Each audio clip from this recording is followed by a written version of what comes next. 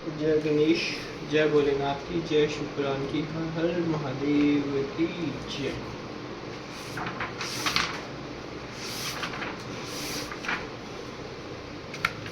हर हर महादेव। पारलौकिक फल देने वाले कर्म, शिवलिंग महाव्रत की विधि और महिमा का वर्णन। उपमन्यु कहते हैं, यदुनंदन, अब मैं केवल परलोक में फल देने वाले कर्म की विधि बताऊंगा। 3 लोकों में इसके समान दूसरा कोई कर्म नहीं। यह विधि अतिशय पुण्य से युक्त है और संपूर्ण देवताओं ने इसका अनुष्ठान किया है। ब्रह्मा, विष्णु, रुद्र, इंद्र आदि लोकपाल, सूर्य आदि नवग्रह, विश्वामित्र, वशिष्ठ आदि ब्रह्मवेत्ता महर्षि, श्वेत, अगस्त्य, दधीचि तथा हमसरीके, शिव भक्त, नंदीश्वर, महाकाल और भृंगीश आदि, गणेश्वर, पातालवासी, दैत्य, शेष आदि, महानाग, सिद्ध, यक्ष, गंधर्व, राक्षस, भूत और पिशाच, इन सब ने अपना अपना पद प्राप्त करने के लिए इस विधि का अनुष्ठान किया है। इस विधि से ही सब देवता देवत्व को प्राप्त हुए हैं। इस विधि से ब्रह्मा को ब्रह्मत्व की, विष्णु को विष्णुत्व की, रुद्र को रुद्रत्व की, इंद्र को इंद्रत्व की और गणेश को गणेशत्व की प्राप्ति हुई। श्वेत चंदन युक्त जल से लिंग स्वरूप शिव और शिवा को स्नान कराकर प्रफुल्ल श्वेत कमलों द्वारा उनका पूजन करें।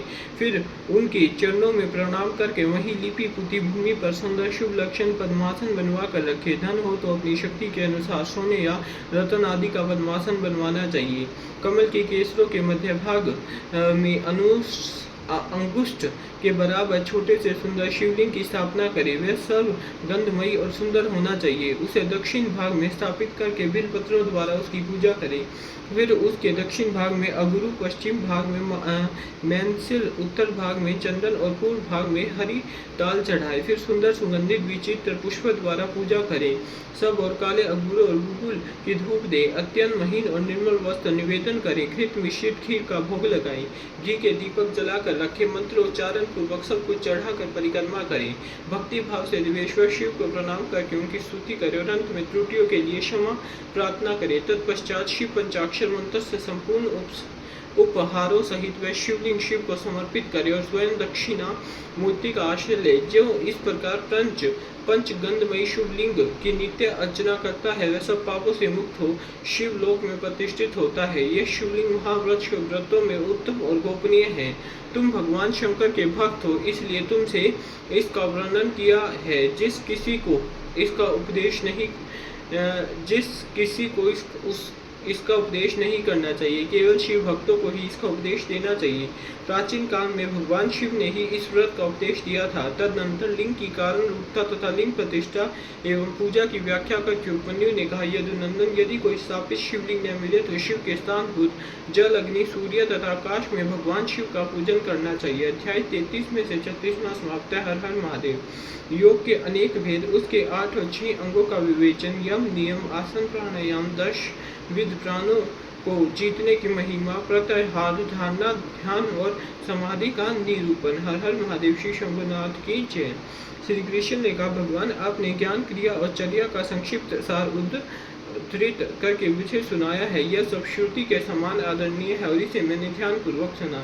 अब मैं अधिकार, अंग, विधि और प्रयोजन सहित परम दुर्लभ योग का वर्णन सुनना चाहता हूँ। यदि योग आदि का अभ्यास करने से पहले ही मृत्यु हो जाए तो मनुष्य आत्मघाती होता है। अतः आप योग का ऐसा कोई साधन बताइए जिससे शीघ्र सिद्ध किया जा सके, जिससे कि मनुष्य को आत्मघाती न होना पड़े। योग का वह अनुष्ठान, उसका कारण, उसके लिए उपयुक्त समय, साधन तथा उसके भेदों का तारतम्य क्या है। उपमन्यु बोले, श्री कृष्ण, तुम सब प्रश्नों के तारतम्य के ज्ञाता हो। तुम्हारा यह प्रश्न बहुत ही उचित है, इसलिए मैं इन सब बातों पर क्रमशः प्रकाश डालूंगा। तुम एकाग्रचित होकर सुनो। जिसकी दूसरी वृत्तियों का निरोध हो गया है, ऐसे चित्त की भगवान शिव में जो निश्चल वृत्ति है, उसी को संक्षेप से योग कहा गया है। यह योग 5 प्रकार का है: मंत्र योग, स्पर्श योग, भाव योग, अभाव योग और महायोग। मंत्र जप के अभ्यास वश मंत्र के वाचार्थ में स्थित हुई विपेक्ष विक्षेप रही जो मन की वृत्ति है, उसका नाम मंत्र योग है। मन की वही वृत्ति जब प्राणायाम को प्रधानता दे तो उसका नाम स्पर्श योग है। वही स्पर्श योग जब मंत्र के स्पर्श से रहित हो तो भाव योग कहलाता है, जिससे संपूर्ण विषय के रूप मात्र विलीन तिरोहित हो जाता है, उसे अभाव योग कहा गया है। क्योंकि उस समय सदस्तु का भी भान नहीं होता, जिससे एकमात्र उपाधि शून्य शिव स्वभाव का चिंतन किया जाता है और मन की वृत्ति शिवमयी हो जाती है, उसे संयोग कहते हैं। देखे और सुने गए लौकिक और पारलौकिक विषयों की ओर से जिसका मन विरक्त हो गया है, उसी का योग में अधिकार है, दूसरे किसी का नहीं है। लौकिक और पारलौकिक दोनों विषयों के दोषों का और ईश्वर के गुणों का सदा ही दर्शन करने से मन विरक्त होता है। प्राय सभी योग 8 या 6 अंगों से युक्त होते हैं। यम, नियम, स्वास्तिक आदि आसन, प्राणायाम, प्रत्याहार, धारणा, ध्यान और समाधि, ये विद्वानों ने योग के 8 अंग बताए हैं। आसन, प्राणायाम, प्रत्याहार, धारणा, ध्यान और समाधि, ये थोड़े में योग के 6 लक्षण हैं। शिव शास्त्र में इनके पृथक पृथक लक्षण बताए गए। अन्य शिवागमों में, विशेषतः कामिक आदि में, योग शास्त्रों में और किन्हीं किन्हीं पुराणों में भी इनके लक्षणों का वर्णन है। अहिंसा, सत्य, असत्य, ब्रह्मचर्य और अपरिग्रह, इन्हें सत्पुरुषों ने यम कहा है। इस प्रकार यम 5 अवयवों के योग से युक्त है। सोच, संतोष, तप, जप, स्वाध्याय और प्रणिधान, इन 5 भेदों से युक्त दूसरे योगा अंगों को नियम कहा गया है। तात्पर्य यह है कि नियम अपने अंश के भेद से 5 प्रकार का है। आसन के 8 भेद कहे गए। स्वास्तिक आसन, पद्मासन, अर्ध चंद्रासन, वीरासन, योगासन, प्रासिद्धासन, प्ररिया का आसन और अपनी रुचि के अनुसार आसन। अपने शरीर में प्रकट हुई जो वायु है उसको प्राण कहते हैं। उसे रोकना ही उसका आयाम है। उस प्राणायाम के 3 भेद कहे गए हैं, रेचक, पूरक और कुंभक। नासिका के एक छिद्र को दबाकर या बंद करके दूसरे से उदर स्थित वायु को बाहर निकालें, इस क्रिया को रेचक कहा गया। फिर दूसरे नासिका छिद्र के द्वारा ब्रह्मा वायु से शरीर को धोखनी की भांति भर ले, इसमें वायु के पूरण की क्रिया होने के कारण इसे पूरक कहा गया। जब साधक भीतर की वायु को न तो छोड़ता न बाहर की वायु को ग्रहण करता, केवल भरे हुए घड़े की भांति अविचल भाव से स्थित रहता है, तब उस प्राणायाम को कुंभक नाम दिया जाता है। योग के साधक को चाहिए कि वह रेचक आदि तीनों प्राणायामों को न तो बहुत जल्दी करे, न बहुत देर से करे। साधना के लिए उद्यत हो कर्म योग से उसका अभ्यास करे। रेचक आदि में नाड़ी शोधन पूर्वक जो प्राणायाम का अभ्यास किया जाता है, उसे स्वेच्छा से उत्क्रमण पर्यंत करते रहना चाहिए। यह बात योग शास्त्र में बताई गई। कनिष्ठ आदि के क्रम से प्राणायाम 4 प्रकार का कहा गया है। मात्रा और गुणों के विभाग मय से यह भेद बनते हैं। 4 भेदों में जो कन्यक और कनिष्ठ प्राणायाम है, यह प्रथम उद्यात कहा गया है। इसमें 12 मात्राएं होती है। मध्यम प्राणायाम द्वितीय उद्यात है, उसमें 24 मात्राएं होती है। उत्तम श्रेणी का प्राणायाम तृतीय उद्यात है, उसमें 36 मात्राएं होती है। और उससे विशेष जो सर्वोत्कृष्ट चतुर्थ प्राणायाम है, वह शरीर में श्वेत और कंप आदि का जनक होता है। योगी के अंदर आनंद जनित रोमांच, नेत्रों से अश्रुपात, जल्प, भ्रांति और मूर्छा आदि भाव प्रकट होते हैं। घुटने के चारों ओर प्रदक्षिण क्रम से न बहुत जल्दी और न बहुत धीरे धीरे चुटकी बजाएं। घुटने की एक परिक्रमा में जितनी देर तक चुटकी बजती है, उस समय का मान 1 मात्रा है। मात्राओं को क्रमशः जानना चाहिए। उद्यात कर्म योग से नाड़ी शोधन पूर्वक प्राणायाम करना चाहिए। प्राणायाम के 2 भेद बताए गए हैं, अगर्भ और सगर्भ। जप और ध्यान के बिना किया गया प्राणायाम अगर्भ कहलाता है और जप तथा ध्यान के सहयोग पूर्वक किए जाने वाले प्राणायाम को सगर्भ कहते हैं। अगर्भ सगर्भ प्राणायाम 100 गुना अधिक उत्तम है। इसलिए योगी जन प्राय सगर्भ प्राणायाम किया करते। प्राण विजय से ही शरीर की वायु पर विजय पाई जाती है। प्राण, अपान, समान, उदान, व्यान, नाग, कर्म, पूर्ण, कृकल, देवदत्त और धनंजय, ये 10 प्राण वायु है। प्राण प्रयाण करता है, इसलिए इसे प्राण कहते हैं। जो कुछ भोजन किया जाता है, उसे जो वायु नीचे ले जाती है, उसको अपान कहते हैं। जो वायु संपूर्ण अंगों को बढ़ाती हुई उनमें व्याप्त रहती है, उसका नाम व्यान है। जो वायु मर्म स्थानों को उत्तेजित करती है, उसकी उदान संज्ञा है।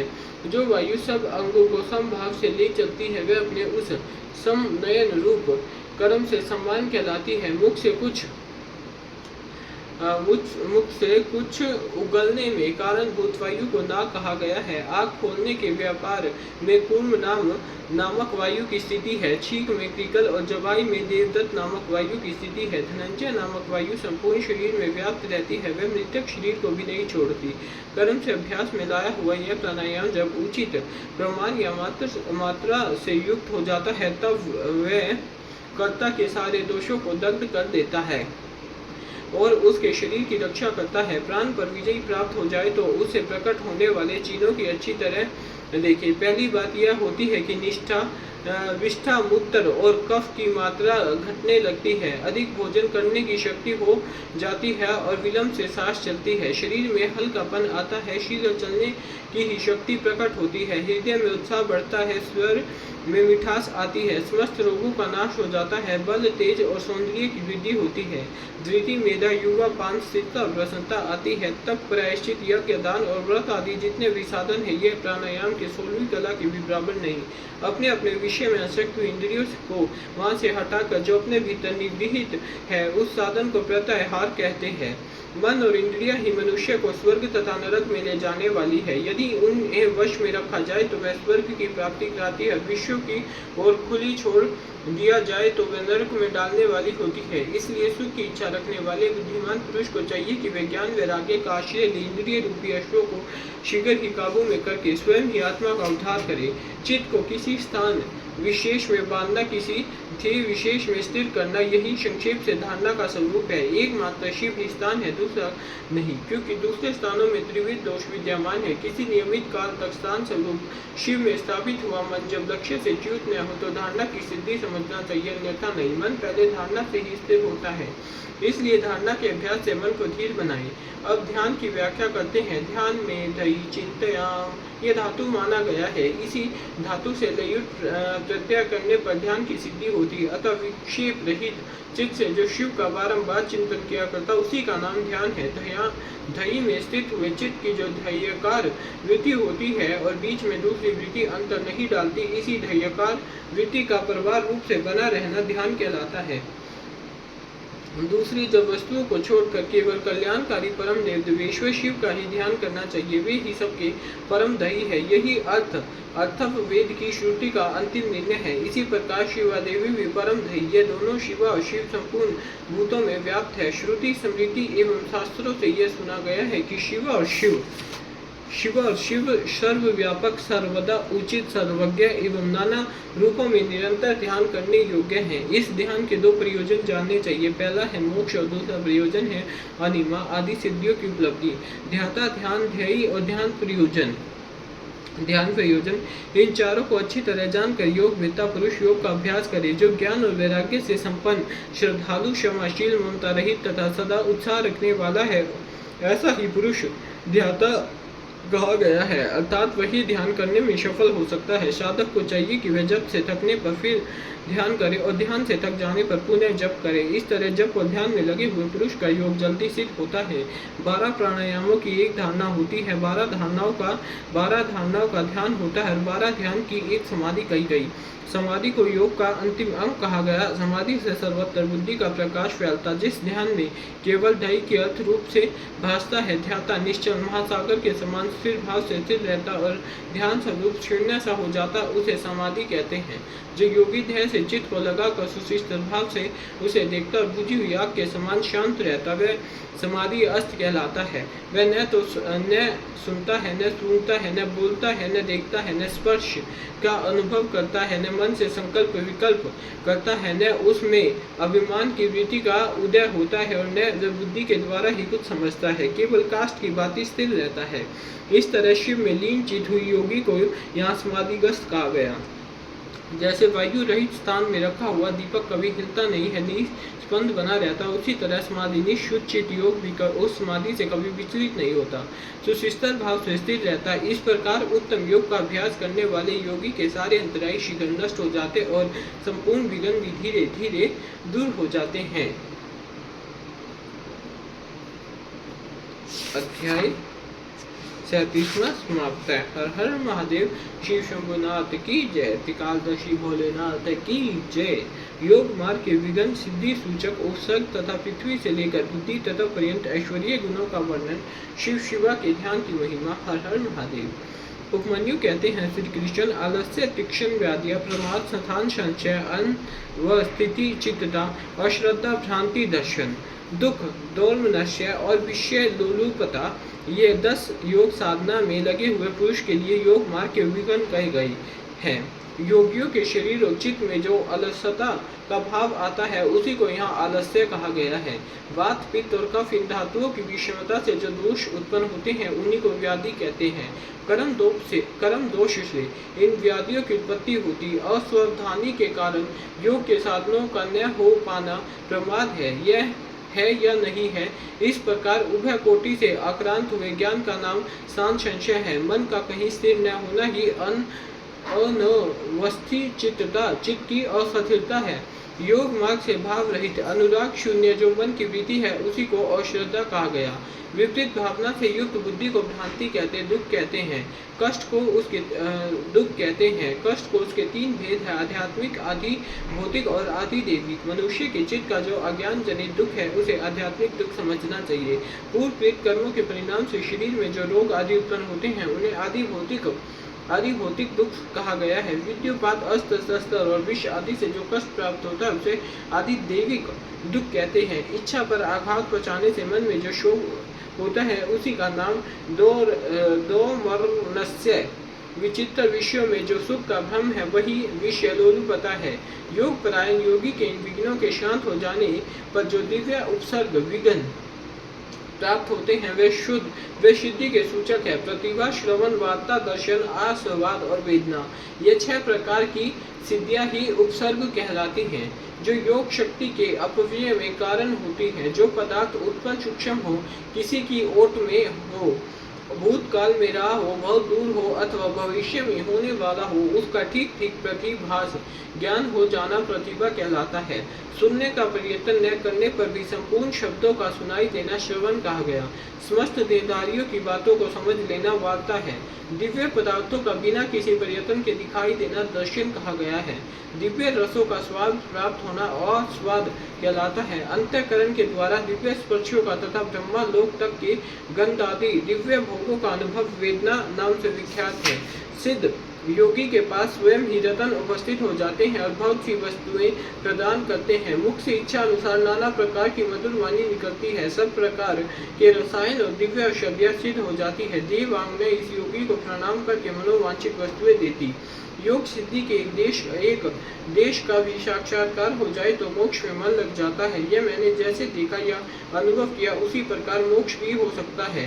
कृष्णा स्थूलता, बाल्यावस्था, वृद्धावस्था, युवावस्था, नाना जाति का स्वरूप, पृथ्वी, जल, अग्नि और वायु, इन 4 तत्वों के शरीर को धारण करना, नित्य अपार्थिव एवं मनोहर गंध को ग्रहण करना, ये पार्थिव ऐश्वर्य के 8 गुण बताए गए।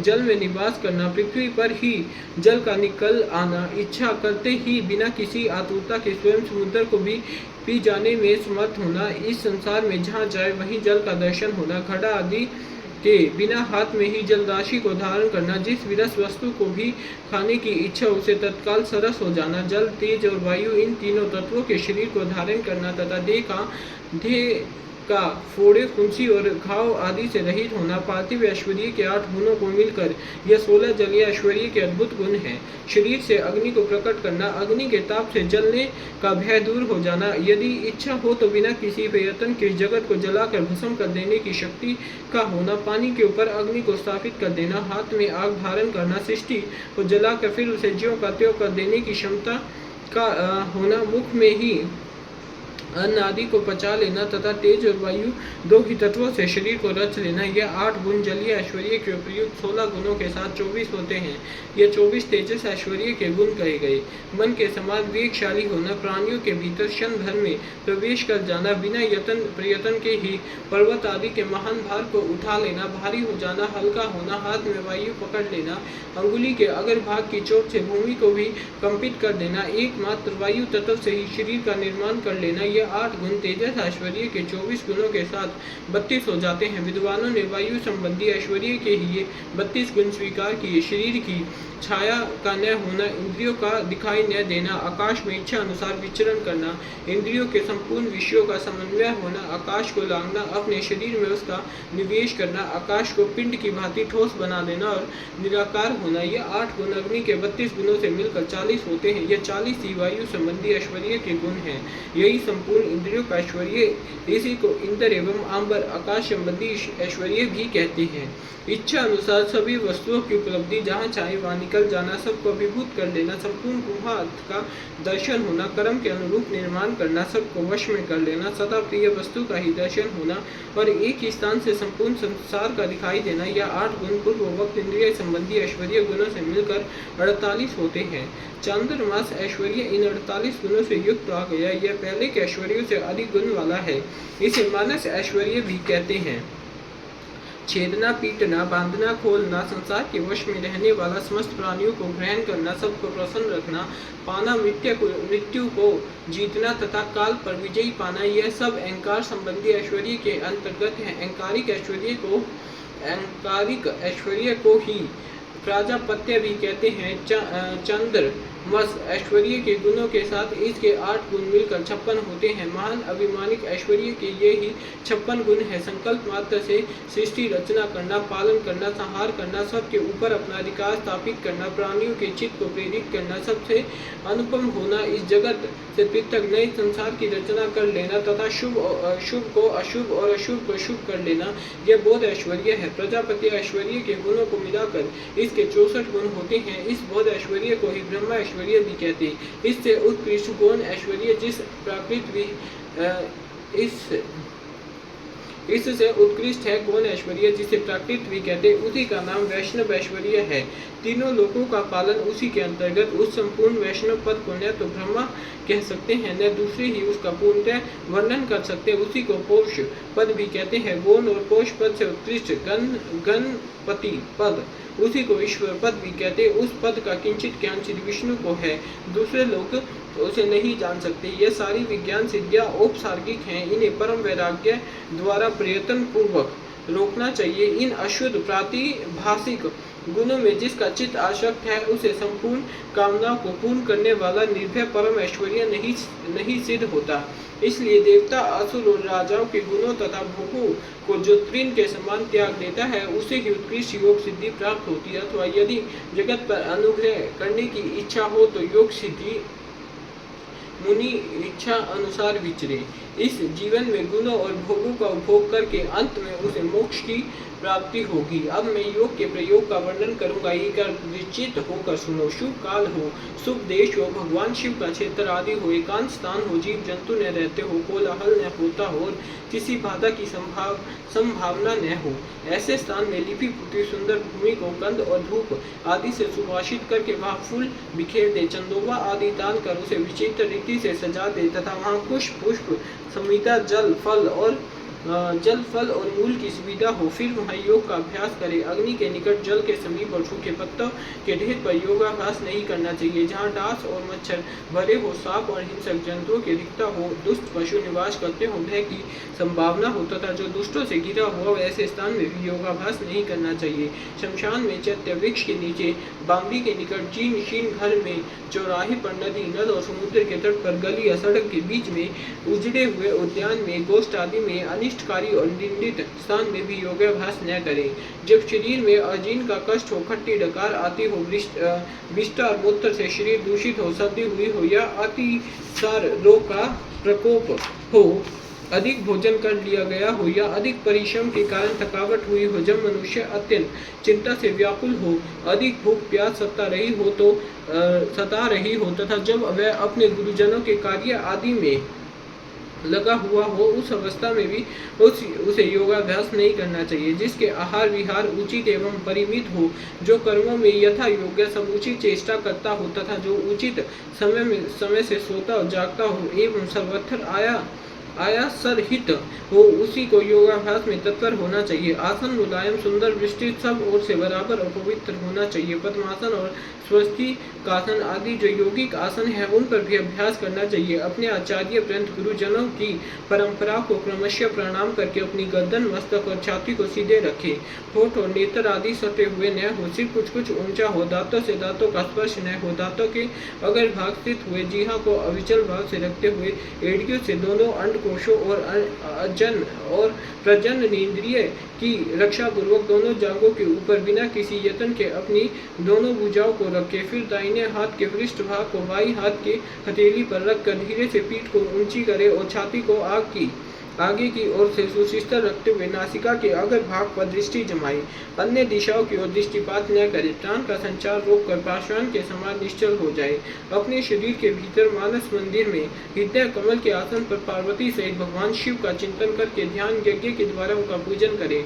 मूलाधार चक्कर में, नासिका के अग्रभाग में, नाभि में, कंठ में, तालु के दोनों छिद्रों में, बाहु के मध्य भाग में, द्वार देश में, ललाट में या मस्तक में शिव का चिंतन करे। शिवा और शिव के लिए यथोचित रीति से उत्तम आसन की कल्पना करके वहां सावरण या निरावन शिव का समर्पण करे। द्विदल, चतुर्दल, षडदल, दशदल, द्वादश दल अथवा षोडश दल कमल के आसन पर विराजमान शिव का विधिवत स्मरण करना चाहिए। दोनों बाहों के मध्य भाग में द्विदश कमल है जो विद्युत के समान प्रकाशमान है। भ्रू मध्य में स्थित जो कमल है उसके क्रमशः दक्षिण और उत्तर भाग में 2 पत्ते हैं जो विद्युत के समान दीप्तिमान है। उनमें 2 अंतिम वर्ण है और क्ष अंकित है। षोडश दल कमल के पत्ते 16 स्वरूप है जिनमें अ से लेकर अह तक के अक्षर क्रमशः अंकित है। यह जो कमल है उसकी नाल के मूल भाग से 12 दल प्रस्फुटित हुए हैं जिनमें क से लेकर ठ तक के 12 अक्षर क्रमशः अंकित है। सूर्य के समान प्रकाशमान इस कमल के उन द्वादश दलों का अपने हृदय के भीतर ध्यान करना चाहिए। तत्पश्चात गो दूध के समान उज्ज्वल कमल के 10 दलों का चिंतन करें। उनमें क्रमशः ड से लेकर फ तक के अक्षर अंकित हैं। इसके बाद नीचे की ओर दल वाले कमल के 6 दल हैं जिनमें ब से लेकर ल तक के अक्षर अंकित हैं। इसे कमल की कांति धूम रहित अंगार के समान है। मूलाधार में स्थित जो कमल है उसकी कांति सुवर्ण के समान और उसमें क्रमशः व से लेकर स तक के 4 अक्षर 4 दलों के रूप में स्थित हैं। उन कमलों में से जिसमें ही अपना मन रचे उसी में महादेव और महादेवी का अपनी धीर बुद्धि से चिंतन करें। उनका स्वरूप अंगूठे के बराबर निर्मल और सब ओर से दीप्तिमान है अथवा वह शुद्ध दीप शिखा के समान आकार वाला है और अपनी शक्ति से पूर्णतः मंडित है अथवा चंद्र लेखा या तारा के समान रूप वाला है अथवा वह निवार के सीख या कमल नाल से निकलने वाले सूत के समान है।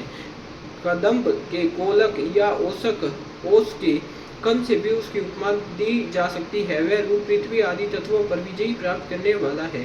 ध्यान करने वाला पुरुष जिस तत्व पर विजय पाने की इच्छा रखता है उसी तत्व के आदिपति स्थूल मूर्ति का चिंतन करे। ब्रह्मा से लेकर सदा शिव पर्यंत तथा शिव आदि 8 मूर्तियां ही शिव शास्त्र में शिव की स्थूल मूर्तियां निश्चित की गई है। मुनीश्वरों ने उन्हें घोर, शांत और मिश्र 3 प्रकार की बताया है। फल की आशा न रखने वाला ध्यान कुशल पुरुष को इनका चिंतन करना चाहिए। यदि घोर मूर्तियों का चिंतन किया जाए तो वे शीघ्र ही पाप और रोग का नाश करती हैं। निश्चय मूर्तियों में शिव का चिंतन करने पर चिरकाल में सिद्धि प्राप्त होती है और सौम्य मूर्ति में शिव का ध्यान किया जाए तो सिद्धि प्राप्त होने में न तो अधिक शीघ्रता होती और न अधिक विलंब ही। सौम्य मूर्ति में ध्यान करने से विशेषतः मुक्ति, शांति एवं शुद्ध बुद्धि प्राप्त होती है। क्रमशः सभी सिद्धियां प्राप्त होती है, इसमें संशय नहीं। अध्याय 38वां समाप्त है। हर हर महादेव। शिव शंभुनाथ की जय। ध्यान और उसकी महिमा, योग धर्म तथा शिव योगी का महत्व। शिव भक्ति या शिव के लिए प्राण देने अथवा शिव क्षेत्र में मरण से तत्काल मोक्ष लाभ का कथन। हर हर महादेव। उपमन्यु कहते हैं श्री कृष्ण श्री कंठनाथ का स्मरण करने वाले लोगों के संपूर्ण मनोरथ की सिद्धि तत्काल हो जाती है। ऐसा जानकर कुछ योगियों का ध्यान अवश्य करते हैं। कुछ लोग मन की स्थिरता के लिए स्थूल रूप का ध्यान करते हैं। स्थूल रूप के चिंतन में लगकर जब चित्त निश्चल हो जाता है तब सूक्ष्म रूप से व्यवस्थित होता है। भगवान शिव का चिंतन करने पर सब सिद्धियां प्रत्यक्षित हो जाती हैं। अन्य मूर्तियों का ध्यान करने पर भी शिव स्वरूप का अवश्य चिंतन करना चाहिए। जिस रूप में मन की स्थिरता लक्षित हो उसका बारंबार ध्यान करना चाहिए। ध्यान पहले सविषय होता है फिर निर्विषय होता है, ऐसा ज्ञानी पुरुषों का कथन है। इस विषय में कुछ सत्पुरुषों का मत है कि कोई भी ध्यान निर्विषय होता ही नहीं। बुद्धि की कोई प्रभा रूपा संपत्ति ध्यान कहलाती है। इसलिए निर्विषय बुद्धि केवल निर्गुण निराकार ब्रह्मा में ही प्रवृत्त होती है। अतः सविषय ध्यान प्रातःकाल के सूर्य की किरणों के समान ज्योति का आश्रय लेने वाला है तथा निर्विषय ध्यान सूक्ष्म तत्व का अवलंबन करने वाला, इन दो के सिवा और कोई ध्यान वास्तव में नहीं है। अथवा सविषय ध्यान साकार स्वरूप का अवलंबन करने वाला है तथा निराकार स्वरूप को जो बोधि अनुभव है वही निर्विषय ध्यान माना गया। वह सविषय और निर्विषय ध्यान ही क्रमशः सबीज और निर्बीज कहा जाता है। निराकार का आश्रय लेने से उस निर्बीज और साकार का आश्रय लेने से सबीज की संज्ञा दी गई है। अतः पहले सविषय या सबीज ध्यान करके अंत में सब प्रकार की सिद्धि के लिए निर्विषय अथवा निर्बीज ध्यान करना चाहिए। प्राणायाम करने से क्रमशः शांति आदि दिव्य सिद्धियां सिद्ध होती हैं। उनके नाम है शांति, प्रशांति, दीप्ति और प्रसाद। समस्त आपदाओं के शमन को ही शांति कहा गया। तम अज्ञान का बाहर और भीतर से नाश की प्रशांति है। बाहर और भीतर जो ज्ञान का प्रकाश होता है उसका नाम दीप्ति है तथा बुद्धि की जो स्वस्थता आत्मनिष्ठा है उसी को प्रसाद कहा गया है। ब्रह्मा और अभ्यंतर सहित जो समस्त कारण है वह बुद्धि के प्रसाद से शीघ्र ही प्रसन्न निर्मल हो जाते हैं। ध्याता, ध्यान ध्येय और ध्यान प्रयोजन, इन चार को जानकर ध्यान करने वाला पुरुष ध्यान करे। जो ज्ञान और वैराग्य से संपन्न हो, सदा शांत चित्त रहता हो, श्रद्धालु और जिसकी बुद्धि प्रसाद गुण से युक्त हो, ऐसे साधक को ही सत्पुरुषों ने ध्याता कहा है। ध्येय चिंतामयी यह धातु है।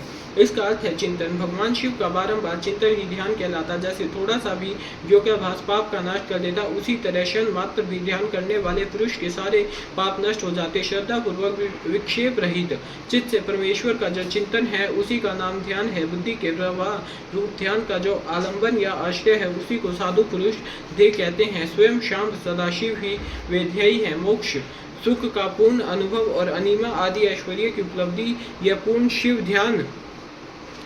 ध्यान के साक्षात प्रयोजन कहे गए हैं।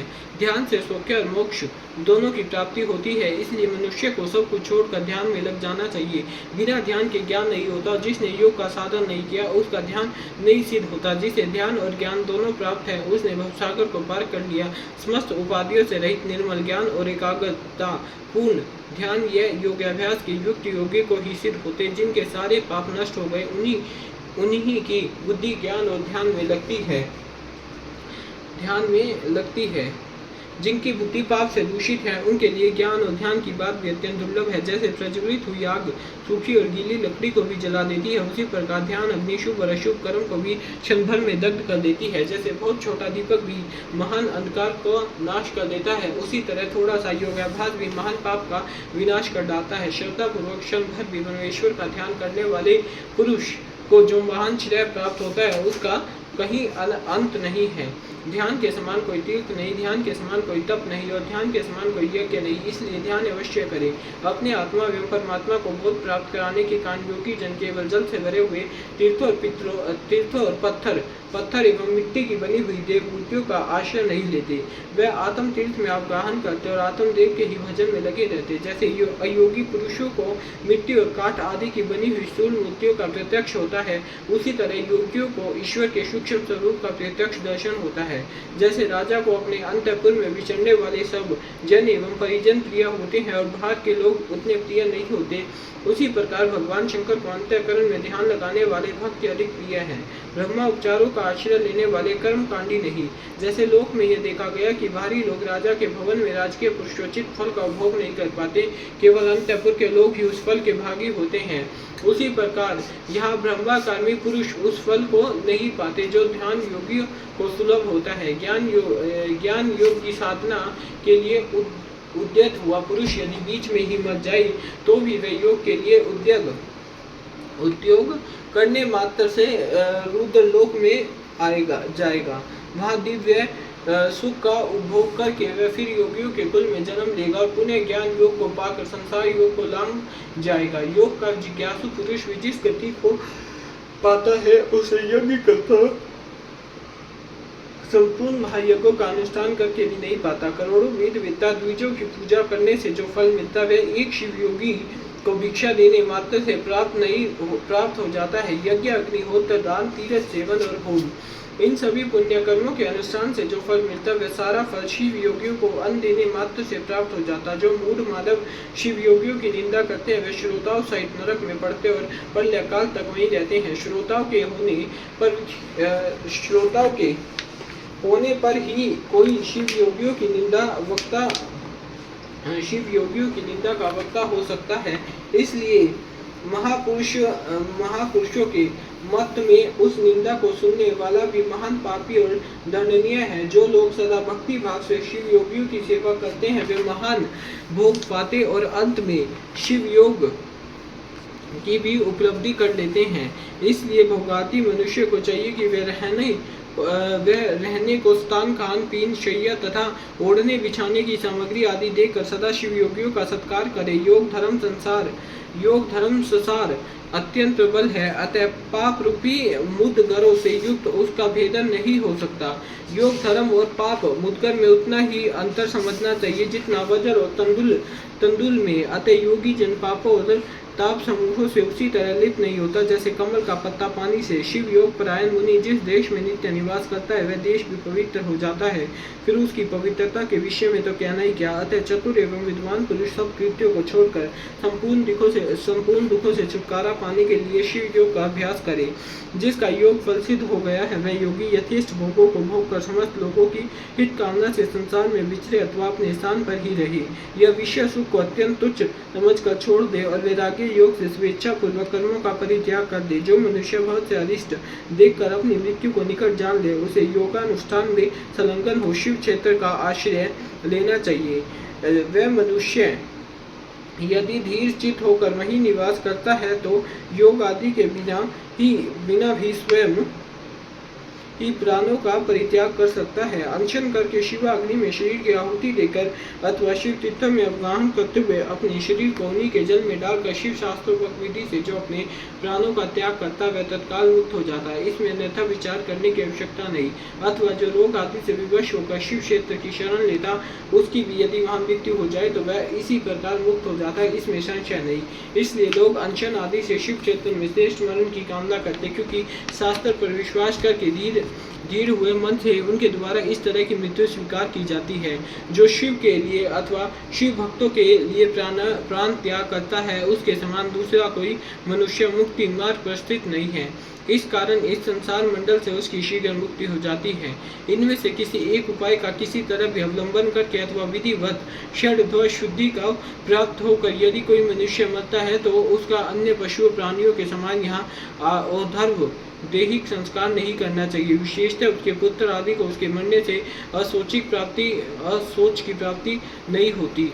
ऐसे पुरुष के मृत शरीर को धरती में गाड़ दे, पवित्र अग्नि से जला दे या शिव स्वरूप जल में डाल दे अथवा काट या मिट्टी के ढेले की भांति कहीं भी फेंक दे, सब उसके लिए बराबर है। यदि ऐसे पुरुष के उद्देश्य से भी कोई कर्म करने की इच्छा हो तो दूसरों का कल्याण ही करे और अपनी शक्ति के अनुसार शिव भक्तों को तृप्त करे। उसके धन को शिव भक्त ही ग्रहण करे। यदि उसकी संतति शिव भक्त हो तो वह भी ग्रहण कर सकती है। यदि ऐसा संभव न हो तो उसका धन भगवान शिव को समर्पित कर दे, परंतु उसकी पशु संतति शिव भक्तिहीन संतान उस धन को ग्रहण न करे। अध्याय 39वां समाप्त। हर हर महादेव। शिव शंभुनाथ की जय। वायुदेव का अंतर्ध्यान, ऋषियों का सरस्वती में अवभृत स्नान और काशी में दिव्य तेज का दर्शन करके ब्रह्मा जी के पास जाना। ब्रह्मा जी क्या उन्हें सिद्धि प्राप्ति की सूचना देकर मेरु के कुमार शिखर पर भेजना। हर हर महादेव। सूत जी कहते हैं इस प्रकार क्रोध को जीतने वाले उपमन्यु हर हर महादेव। सूत जी कहते हैं इस प्रकार क्रोध को जीतने वाले उपमन्यु से यदुकुल नंदन श्री कृष्ण जी ने जो ज्ञान योग्य प्राप्त किया था उसका प्रणत भाव से बैठे हुए मुनियों को उपदेश देकर आत्मदर्शी वायु देव साय काल आकाश में अंतर्धान हो गए। तदनंतर प्रातः काल देवी शान्य के समस्त तपस्वी मुनि सत्र के अंत में अवभृत स्नान करने को उद्यत हुए। उस समय ब्रह्मा जी के आदेश से साक्षात सरस्वती देवी स्वादिष्ट जल से भरी हुई स्वच्छ सुंदर नदी के रूप में वहाँ बहने लगी। सरस्वती नदी को अवस्थित एक मुनि मन ही मन बड़े प्रसन्न हुए। उन्होंने मंत्र समाप्त करके उसमें अवगाहन स्नान आरंभ किया।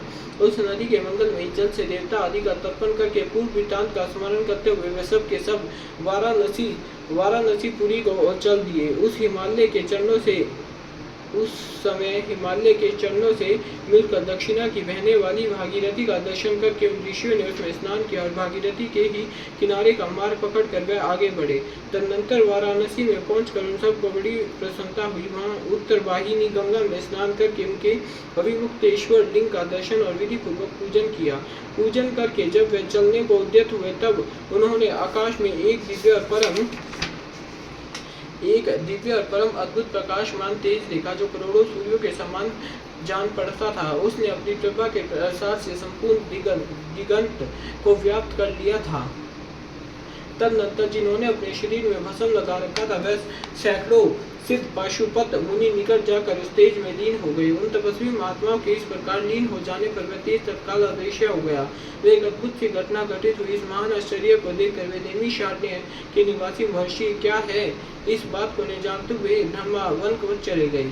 इनके जाने से पहले ही लोग पावन पवन देव वहां जा पहुंचे। उन्होंने नैमिषारण्यवासी ऋषियों का जिस प्रकार साक्षात्कार हुआ, जिस तरह उनसे उनकी बातचीत हुई, उन ऋषियों की शुद्ध बुद्धि जिस प्रकार पार्षदों सहित शाम सदाशिव में लगी थी और जिस प्रकार उन यज्ञपरायण ऋषियों का वह दीर्घकालिक यज्ञ पूरा हुआ था, यह सारी बात जब सृष्टा ब्रह्मा योनि ब्रह्मा जी को बताई। फिर अपने कार्य के लिए उनसे आज्ञा ले वह अपने नगर को चले गए। तदनंतर अपने स्थान पर बैठे हुए ब्रह्मा जी गान की कला में परस्पर सफलता रखने और विवाद करने वाले तुम्बुरु और नारद के गान जनित रस का आस्वादन करते हुए वहां मध्यस्थता करने लगे। उस समय वह गंधर्वों और अप्सराओं से सेवित हो सुख पूर्वक बैठे थे। उस वेला में किसी भारी व्यक्ति को वहां जाने का अवसर नहीं दिया जाता था, इसलिए जब नैमिषारण्य निवासी मुनि वहां पहुंचे तब द्वारपालों ने उन्हें द्वार पर ही रोक दिया। वे मुनि ब्रह्मा भवन से बाहर ही पार्श्व भाग में बैठ गए। इधर संगीत गोष्ठी में नारद ने तंबूर की समानता प्राप्त की। तब परमेश्वरी ब्रह्मा ने उन्हें तंबूर के साथ रहने की आज्ञा दी और वे पारस्परिक स्पर्धा को त्याग कर तंबूर के परम मित्र हो गए। तत्पश्चात गंधर्वों और अप्सराओं से घिरे हुए नारद नकुलेश्वर महादेव को वीणा गान सुनाकर संतुष्ट करने के लिए तंबूर के साथ ब्रह्मा भवन से उसी प्रकार निकले जैसे मेघों की घटना से सूर्य देव बाहर निकलते हैं। उस समय मुनिवर नारद को देखकर उन 6 कुलों में उत्पन्न हुए ऋषियों ने प्रणाम किया और बड़े आदर के साथ ब्रह्मा जी से मिलने का अवसर पूछा। नारद जी का चित्त दूसरी ओर लगा था और वह बड़ी उतावली में थे। अतः उनके पूछने पर बोले, यही अवसर है, आप लोग भीतर जाइए। यह कहते हुए वे चले गए। तदनंतर द्वारपालों ने ब्रह्मा जी को ऋषियों के आगमन की सूचना दी। उनकी आज्ञा पाकर वे सब एक साथ ब्रह्मा जी के भवन में प्रविष्ट हुए। भीतर जाकर उन्होंने दूसरे ही दंड की भांति पृथ्वी पर गिरकर ब्रह्मा जी को प्रणाम किया। फिर उनका आदेश पाकर वे ऋषि उनके पास गए और चारों ओर से उन्हें घेर कर बैठे।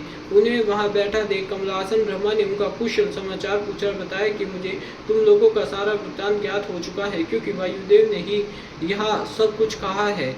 अब तुम बताओ, जब वायुदेव तुम्हें कथा सुनाकर अदृश्य हो गया तब तुमने क्या किया? देवेश्वर ब्रह्मा के इस प्रकार पूछने पर उन मुनियों ने अविहित स्नान के पश्चात गंगा तीर्थ में जाने वाराणसी की यात्रा करने, वहां देवेश्वरों द्वारा स्थापित शिवलिंगों और अभिमुक्तेश्वर लिंग का भी दर्शन पूजन करने, आकाश में महान तेज पुंज के दिखाई देना, कतिपय महर्षियों के उससे लीन होने तथा फिर उस तेज के अदृश्य हो जाने की सब बातें ब्रह्मा जी से विस्तार पूर्वक उन्हें बारंबार प्रणाम करके कही। साथ ही यह भी बताया कि हम अपने मन में बहुत विचार करने पर उस तेज को ठीक ठीक जान न सके। मुनियों का कथन सुनकर विशुद्ध ब्रह्मा ने किंचित सिर हिलाकर गंभीर वाणी में कहा, महर्षियों, तुम्हें परम उत्तम पारलौकिक सिद्धि प्राप्त होने का अवसर आ रहा है। तुमने दीर्घकालिक सत्य द्वारा चिरकाल तक प्रभु की आराधना की है, इसलिए वे प्रसन्न होकर तुम लोगों पर कृपा करने को उत्सुक हैं। उस तेज पुंज के दर्शन की जो घटना घटित हुई, उससे यह बात सूचित होती है कि तुमने वाराणसी में आकाश के भीतर जो दीप्तिमान दिव्य तेज देखा था, वह साक्षात ज्योतिर्मयी लिंग ही था। उसे महेश्वर का उत्कृष्ट तेज समझो। उस तेज में श्रोत और पाशुपत व्रत का पालन करने वाला मुनि, जो स्वधर्म में पूर्णतः निष्ठा रखने वाला थे और अपने पाप को दग्ध कर चुके थे, लीन होकर वह स्वस्थ एवं मुक्त हो गए हैं। इसी मार्ग में तुम्हें भी शीघ्र ही मुक्ति प्राप्त होने वाली है। तुम्हारे देखे हुए उस तेज से यह बात सूचित होती है कि तुम्हारे लिए यह वही समय देव स्वयं उपस्थित हो गया है।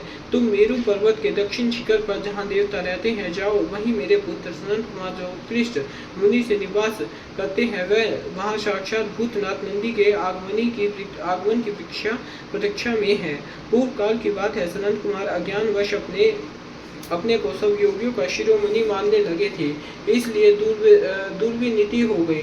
यही कारण है कि उन्होंने उसी समय परमेश्वर शिव को सामने देखकर भी उनके लिए उचित अभ्युत स्थान आदि सत्कार नहीं किया। वे अपने स्थान पर निर्भय बैठे रहे। उनके इस अपराध से कुपित हो नंदी ने उन्हें बहुत बड़ा ऊँट बना दिया।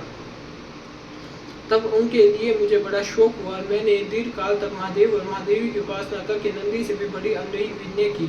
इस प्रकार प्रयत्न करके किसी तरह उनको ऊँट की योनि से छुटकारा दिलाया और उन्हें पूर्ववत सनत कुमार रूप की प्राप्ति कराई। उस समय महादेव जी ने मुस्कुराते हुए से अपने गणाध्यक्ष नंदी से कहा, अनंत सनत कुमार मुनि ने मेरी ही अवहेलना करके अपना वैसा इनकार प्रकट किया था, अतः तुम ही उनको मेरे यथार्थ स्वरूप का उपदेश दो। ब्रह्मा का ज्येष्ठ पुत्र मूल की भांति मेरा स्मरण कर रहा था, मैंने ही उसको तुम्हें शिष्य के रूप में दिया है। तुमसे उपदेश पाकर वह ज्ञान का प्रवर्तक होगा और वही तुम्हारा धर्माध्यक्ष के पद पर अभिषेक करेगा। महादेव के ऐसा कहने पर समस्त भूतगणों के अध्यक्ष नंदी ने प्रातः काल मस्तक झुकाकर स्वामी की आज्ञा शिरोधार्य की तथा सनत कुमार भी मेरी आज्ञा से इस गणराज नंदी को प्रसन्न करने के लिए मेरु पर दुष्कर तपस्या कर रहे हैं। गणाध्यक्ष नंदी के समागम से पहले ही तुम लोग सनत कुमार से मिलो, क्योंकि उन पर कृपा करने के लिए नंदी शीघ्र ही वहाँ आएंगे। विश्व योनि ब्रह्मा की इस प्रकार शिखर आदेश देकर भेजने पर वह मुनि मेरु पर्वत के दक्षिणावर्ती कुमार शिखर पर गए। अध्याय 40वां समाप्त है। हर हर महादेव। भोलेनाथ की जय। मेरुगिरी के स्कंद सरोवर के तट पर मुनियों का सनत कुमार जी से मिलना, भगवान नंदी का वहां आना और दृष्टिपात मात्र से पाश छेदन एवं ज्ञान योग का उपदेश करके चले जाना शिव पुराण की महिमा तथा ग्रंथ का उपसार। हर हर महादेव। शंभुनाथ की जय। सूत जी कहते हैं, वह मेरु पर्वत पर सागर के समान एक विशाल सरोवर जिसका नाम स्कंद सर है, उसका जल अमृत के समान स्वादिष्ट, शीतल, स्वच्छ, अगाध और हल्का है। वह सरोवर सब ओर से स्फटिक मणि के शिला खंडों द्वारा संगठित हुआ है। उसके चारों ओर सभी ऋतुओं में खिलने वाले फूलों से भरे हुए वृक्ष से आच्छादित किए रहते हैं। उस सरोवर में से वार उत्पल कमल और कुमुद के पुष्प तारों के समान शोभा पाते हैं और तरंगे बादलों के समान उठती रहती हैं, जिससे जान पड़ता है कि आकाश ही भूमि पर उतर आया है। वहाँ सुखपूर्वक उतरने चढ़ने के लिए सुंदर घाट और सीढ़ियाँ हैं। वहाँ की भूमि नीली शिलाओं से आबद्ध है। आठों दिशाओं की ओर से वह सरोवर बड़ी शोभा पाता है। वहाँ बहुत से लोग नहाने के लिए उतरते और कितने ही नहा कर निकलते हैं। स्नान करके श्वेत या पवित्र और उज्ज्वल कोपिन धारण किए, वलकल पहने, सिर पर जटा अथवा शिखा रखाई या मुंडाए, ललाट में त्रिपुंड लगाए, वैराग्य से विमल एवं मुस्कुराते हुए मुख वाले बहुत से मुनि कुमार घड़ों में, कमलिनी के पत्तों के दानों में, सुंदर कलशों में, कुमंडलों में तथा वैसे ही करवों आदि में अपने लिए दूसरों के लिए विशेषतः देव पूजा के लिए वहां से नित्य जल और फूल ले जाते हैं। वहाँ इष्ट और शिष्ट पुरुष जल में स्नान करते देखे जाते हैं। उस सरोवर के किनारे की शिलाओं पर तिल, अक्षत, फूल और छोड़े हुए पवित्र दृष्टिगोचर होते हैं। वहाँ स्थान स्थान पर अनेक प्रकार की पुष्प बलि आदि दी जाती है। कुछ लोग सूर्य अर्घ देते हैं और कुछ लोग वेदी पर बैठकर पूजन आदि करते हैं। उस सरोवर के उत्तर तट पर एक कल्प वृक्ष के नीचे हीरे की शिला से बनी हुई वेदी पर कोमल वृक्ष चरम बिछाकर सदा बाल रूपधारी सनत कुमार जी बैठे थे। वे अपनी अविचल समाधि से उसी समय उपरत हुए थे। उस समय बहुत से ऋषि मुनि उनकी सेवा में बैठे थे और योगीश्वर भी उनकी पूजा करते थे। नेमी शांडिय के मुनियों ने वहाँ सनत कुमार जी का दर्शन किया, उनके चरणों में मस्तक झुकाया और उनके आसपास बैठ गए। सनत कुमार जी के पूछने पर उन ऋषियों ने उनसे ज्यों ही अपने आगमन का कारण बताना आरंभ कर दिया, त्यों ही आकाश में दुर्बिया का तुमुल नाद सुनाई दिया। उसी समय सूर्यों के समान तेजस्वी एक विमान दृष्टिगोचर हुआ, जो असंख्य गणेश वरों द्वारा चारों ओर से घिरा हुआ था। उसमें अप्सराएं तथा रुद्र कन्याएं भी थी। वहाँ मृदंग, ढोल और वाणी की ध्वनि गूंज रही थी। उस विमान में विचित्र रतन जटित चंदोवा तना था और मोतियों की लड़ियां उसकी शोभा बढ़ा रही थी। बहुत से मुनि, सिद्ध, गंधर्व, यक्ष, चारण और किन्नर नाचते गाते और बाजे बजाते हुए उस विमान को सब ओर से घेर कर चल रहे थे। उसमें विषभ चिन्ह से युक्त और मूंग के दंड से विभूषित ध्वजा पताका फहरा रही थी, जो उसके गोपुर की शोभा बढ़ाती थी। उस विमान के मध्य भाग में दो चवरों के बीच चंद्रमा के समान उज्ज्वल मणि में दंड वाले शुद्ध छत्तर के नीचे दिव्य सिंहासन पर शीलाद पुत्र नंदी देवी सुयशा के साथ बैठे थे। वह अपनी कांति से शरीर से तथा तीनों नेत्रों से बड़ी शोभा पा रहे थे। भगवान शंकर को आवश्यक कार्यों की सूचना देने वाले वे नंदी मानव जगत सृष्टा शिव के अलंघनीय आदेश का मूर्तिमान स्वरूप होकर वहां आए थे, अथवा उनके रूप में मानव साक्षात शंभु का संपूर्ण अनुग्रह ही साकार रूप धारण करके वहां सबके समान उपस्थित हुआ था। शोभाशाली श्रेष्ठ त्रिशूल ही उनका आयुध है। वह विश्वेश्वर गणों के अध्यक्ष दूसरे विश्वनाथ की भांति शक्तिशाली है। उनमें विशिष्ट सदस्यता विधाताओं का भी निग्रह और अनुग्रह करने की शक्ति है। उनकी चार भुजाएं अंग अंग से उदारता सूचित होती है। वह चंद्र लेखा से विभूषित है, कंठ में नाग और मस्तक पर चंद्रमा उनके अलंकार हैं। वह सकार ऐश्वर्य और सक्रिय सामर्थ्य के स्वरूप से जान पड़ते हैं। उन्हें देखकर ऋषियों सहित ब्रह्मा पुत्र सनत कुमार का मुख प्रसन्नता से खिल उठा। वह दोनों हाथ जोड़कर उठे और उन्हें आत्मसमर्पण सा करते हुए खड़े हो गए। इतने में ही वे विमान धरती पर आ गया। सनत कुमार ने देवी नंदी को साष्टांग प्रणाम करके उनकी स्तुति की और मुनियों का परिचय देते हुए कहा, यह 6 कुलों में उत्पन्न ऋषि है जो नेमी शांड्य में दीर्घ काल से सत्य का अनुष्ठान करते हैं।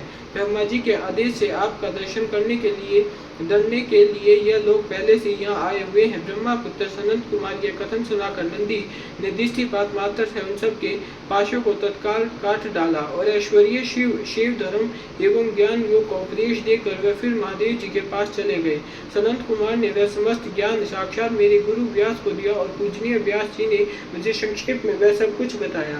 त्रिपुरारी शिव के इस पुराण रत्न का उपदेश वेद के न जानने वाले लोगों को नहीं देना चाहिए।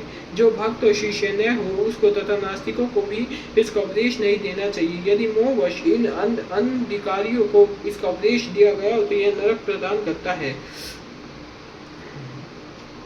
जिन लोगों ने सेवानुगात मार्ग से इस पुराण का उपदेश किया, लिया, पढ़ा अथवा सुना है, उनको यह सुख तथा धर्म आदि त्रिवर्ग प्रदान करता है और अंत में निश्चय ही मोक्ष देता है। इस पौराणिक मार्ग के संबंध से आप लोगों ने मैंने एक दूसरे का उपकार किया, अतः मैं सफल मनोरथ होकर जा रहा हूँ। हम लोगों का सदा प्रकार से मंगल ही हो। सूत जी के आशीर्वाद देकर चले जाने और प्रयाग में उस महायज्ञ के पूर्ण हो जाने पर वह सदाचारी मुनि विषय कलुषित कली काल आने से काशी के आसपास निवास करने लगे। तदनंतर पशुता से छूटने की इच्छा से उन सब ने पूर्णतः पाशुपत व्रत का अनुष्ठान किया और संपूर्ण बोध एवं समाधि पर अधिकार करके वे अनिध्य महर्षि परमानंद को प्राप्त हो गए। व्यास उवाचे इत जीव पुराणं हि समाप्तं हितमा दारात पठितव्यं प्रतिनेन श्रोतव्यं चेतथैव हि हर हर महादेव। नास्तिकाय च वक्तव्यं श्रद्धाय सठाय च अभक्त्याय महिषेष्य तथा धर्म ध्वजाय च हर हर महादेव। एत चतुर्बाहो भोगवारं भवेत् पापं हि भस्मात् अभक्तो भक्तिमापनोति भक्तो भक्ति समृद्धि वाक्य हर हर महादेव। पुनः श्रुते च सद्भक्ति मूर्ति स्वयच्च श्रुते पुनः तस्मात् पुनः पुनः सजीवी श्रोत्वयं हि मुमुक्षुभिः हर हर महादेव। पंचवृत्ति प्रकर्तव्या पुराणास्यै सद्या परम फलं समुद्दिश्य तत्प्राप्नोति न संशय हर हर महादेव। पुरातन सचराजानुवृत्पा व्यस्या सच सतामः सप्तकृत्व सतदावृत्या लभन्ते शिवदर्शनं हर हर महादेव। श्रोष्टथापि यश छेन्दं मानवो भक्ति तत्पर इह भुक्त्वाखिलान् भोगानन्ते शिव भोगानन्ते मुक्तिं लभे च स हर हर महादेव। एतत् शिव पुराणं हि शिव स्यात् प्रियं परम् मुक्ति प्रदम ब्रह्मा समीतं भक्तिवर्धनं हर हर महादेव। इति स्वपुराणस्य वक्तुः श्रोतुश्च सर्वदा स गणेशसुते शाम्बः शं करोतु शंकरे हर हर महादेव। शिव पुराण स 41, 43, 51। व्यास जी कहते हैं यह शिव पुराण पूरा हुआ हर हर महादेव।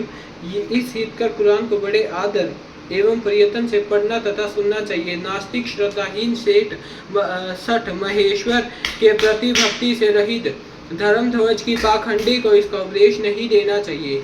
इसका एक बार श्रवण करने से ही सारा पाप भस्म हो जाता है। भक्तिहीन भक्ति पाता है और भक्त भक्ति की समृद्धि का भागी होता है। दोबारा श्रवण करने पर उत्तम भक्ति और तीसरी बार सुनने पर मुक्ति सुलभ हो जाती है। इसलिए मुमुक्षु पुरुष को बारंबार इसका स्मरण करना चाहिए। किसी भी उत्तम फल को पाने की शुद्ध बुद्धि से इस पुराण की 5 आवृत्तियां करनी चाहिए। ऐसा करने से मनुष्य उस फल को प्राप्त कर लेता है, इसमें संशय नहीं। प्राचीन काल के राजाओं, ब्राह्मणों तथा श्रेष्ठ वैश्यों ने इसकी 7 आवृत्ति करके शिव का साक्षात दर्शन किया। जो मनुष्य भक्ति परायण हो इसका श्रवण करेगा वह भी इलोक में संपूर्ण भोगों का भोग करके अंत में मोक्ष प्राप्त कर लेगा। यह श्रेष्ठ शिव पुराण भगवान शिव को अत्यंत प्रिय है। यह वेद के तुल्य है, माननीय भोग और मोक्ष देने वाला तथा भक्ति भाव को बढ़ाने वाला है।